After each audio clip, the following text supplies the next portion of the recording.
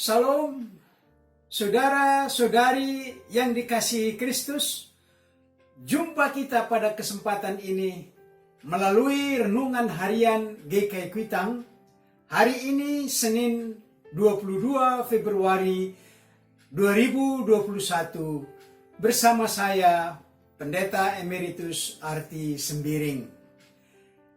Pokok pikiran atau tema yang kita percakapkan pada kesempatan ini berbunyi wani piro. Saya rasa kalimat ini tidak asing bagi kita, wani piro. Tema ini didasari dari Injil Matius 19 ayat 27 yang berbunyi demikian. Lalu Petrus menjawab dan berkata kepada Yesus, "Kami ini telah meninggalkan segala sesuatu dan mengikut Engkau. Jadi, apakah yang akan kami peroleh?" Demikian firman Tuhan ini. Berbahagialah setiap orang yang mendengar firman Tuhan dan yang tekun melaksanakannya. Amin. Saudara-saudari yang dikasihi Kristus, kalimat pendek ini, wani piro, cukup dikenal di masyarakat kita, apalagi di dunia politik. Kalimat pendek ini menjadi rahasia umum, yaitu keterlibatan seseorang berpolitik yang tidak lepas dari kalimat wani piro, yaitu mengharapkan upah. Itu terlihat bagaimana seseorang aktivis politik dengan gampang dan mudah berpindah tempat karena mengharapkan wani piro. Berbeda dengan di masyarakat kita yang kita kenal dengan kerja bakti. Kerja bakti itu tidak wani piro. Kadang justru kerja bakti ini dengan tenaga yang sudah dikeluarkan, seperti perbaikan jalan desa yang tertimbun longsor, alat berat belum ada, sehingga semua harus dikerjakan dengan tangan, dengan teman-teman sedesa. Semua kerja keras atas kesadaran dan tanggung jawab yang tinggi. Kadang ada orang yang rela mengeluarkan uang, bukan mengharapkan dapat uang, tetapi justru mengeluarkan uang. Misalnya untuk beli pasir dan semen, kalau ada yang harus dibuat saluran harus menggunakan beton walaupun sederhana. Maka setelah pekerjaan selesai, semua yang ikut kerja bakti itu merasa puas tanpa mendapat upah atau imbalan materi. Firman Tuhan, dasar renungan kita yang bertemakan wani piro, adalah satu pengharapan yang diungkapkan oleh Paulus bersama dengan murid-murid yang lain dengan berkata kepada Yesus, "Kami ini telah meninggalkan segala sesuatu dan mengikut Engkau. Jadi apakah yang akan kami peroleh?" Atau dengan kata kalimat pendek tadi, kami telah meninggalkan semua itu, wani piro.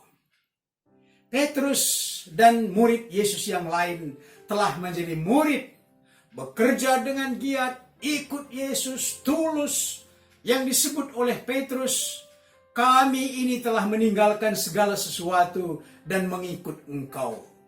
Ucapan ini menunjukkan kesungguhan mereka mengikut Yesus. Sepanjang perjalanan Yesus, semuanya sangat menyenangkan. Tetapi tidak pernah mereka mendengar apa saja nanti upah mereka. Karena itu, Petrus yang merasakan mengikut Yesus itu bukanlah kerja bakti. Tetapi jelas-jelas dipanggil oleh Yesus. Selagi mereka sedang sibuk membereskan perahu, jala ikan, karena mereka bekerja sebagai nelayan, Yesus memanggil, Petrus merasa telah tiba saatnya untuk bertanya kepada Yesus supaya ada kejelasan setelah dia meninggalkan segala sesuatu yang mereka punya. Dia bertanya, "Jadi apakah yang akan kami peroleh? Wani piro?" Di dunia politik, pertanyaan apa yang akan kami peroleh itu jawaban, dan pertanyaan ini jawaban dari pertanyaan apa yang akan kami peroleh menjadi pertimbangan. Apakah tetap terlibat dalam proyek yang mereka kerjakan atau rencana yang akan dilaksanakan, misalnya terlibat dalam tim sukses atau panitia pemenangan dalam satu kampanye pilkada misalnya. Sebelum dilaksanakan proyek atau sebelum kampanye, masing-masing telah mendapat janji dengan jelas. Wani piro, berani bayar berapa, atau nanti saya dapat berapa. Atas dasar dapat berapa itulah mereka terlibat dan bekerja. Bagi yang dijanjikan dapat besar, maka besar pula kerjanya. Kalau hanya sekedar penggembira, maka mereka senang, sudah dapat seragam, dapat uang makan, uang harian, sudah cukup. Menanggapi pertanyaan Petrus, Yesus memberi jawaban yang jelas. Yesus tidak marah, tetapi dengan jelas dijawab oleh Yesus. Betul bahwa Petrus dan murid yang lain telah meninggalkan segala sesuatu yang mereka miliki. Seperti Matius telah meninggalkan pekerjaan dan kantornya sebagai pemungut cukai. Beberapa mereka telah meninggalkan perahu dan jalannya karena mereka sebagai nelayan, dan seterusnya. Jawab Yesus sangat-sangat menjanjikan. Dia menjawab, dari semua yang mereka telah tinggalkan itu karena nama Yesus atau demi Yesus. Seperti telah meninggalkan saudara laki-laki dan saudara perempuan, meninggalkan bapa dan ibunya, meninggalkan anak-anak dan ladangnya. Maka sekarang pada masa ini, dalam Markus 10 ayat 30 dikatakan, sekarang pada masa ini mereka akan menerima 100 kali lipat dan akan memperoleh hidup yang kekal. Akan memperoleh hidup yang kekal. Itulah upah yang mereka terima atas jawaban yang disampaikan oleh Tuhan Yesus, dan ditambah dengan kenyataan-kenyataan pengalaman bersama dengan Yesus, yang itu semua menjadi pertimbangan apakah Petrus dan murid-murid lain terus maju atau mundur. Maka terjawablah tema kita, wani piro. Dalam minggu-minggu prapaskah ini, jawaban Yesus memberi upah pada masa ini juga 100 kali lipat dan akan menerima hidup yang kekal. Upah ini yang dikatakan oleh Tuhan Yesus bukan asal ngomong, bukan hoax, tetapi dipertanggungjawabkannya melalui sengsara dan kematiannya di kayu salib di Golgota. Ini pertaruhan jawaban Tuhan Yesus. Itu bukan bohong, menerima 100 kali lipat dan akan menerima hidup yang kekal. Itu pasti dan benar akan diberikan bagi mereka yang telah menyelesaikan tugasnya bersama dengan Yesus. Mari saudara-saudari, kita aplikasikan tema yang berbunyi wani piro dengan pokok-pokok sebagai berikut. Pertama, apa saja yang Anda telah tinggalkan atau tidak lagi melakukannya karena menjadi murid Yesus? Apa saja yang telah saudara tinggalkan?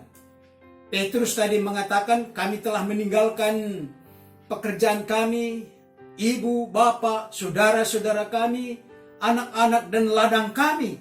Anda, apa yang telah Anda tinggalkan atau tidak melakukannya lagi karena menjadi murid Yesus? Yang kedua, bisakah Anda sebutkan upah apa saja yang telah diperoleh, yang telah Anda peroleh berlipat kali ganda sekarang pada masa ini karena sudah mengikut Yesus menjadi muridnya? Yang ketiga, mana yang terpenting? A, upah berlipat kali ganda sekarang pada masa ini, atau B, upah hidup yang kekal nanti. Mari berdoa. Bapa kami yang ada di sorga, dalam kuasa Kristus, Bapa telah memanggil kami untuk mengabdikan diri bagi misi yang dikerjakan oleh Kristus di dunia ini. Kami telah menerima upah sekarang pada masa ini, yaitu karya kemenangan Kristus menjadi milik kami, dan keselamatan kami peroleh dalam Kristus.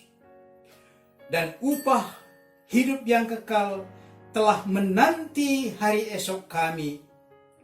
Kami mohon agar Roh Kudus melengkapi kami dengan hikmat dan kuasa, agar kami terpakai mengabdikan seluruh hidup kami sebagai saksi dan sebagai pelayan Kristus.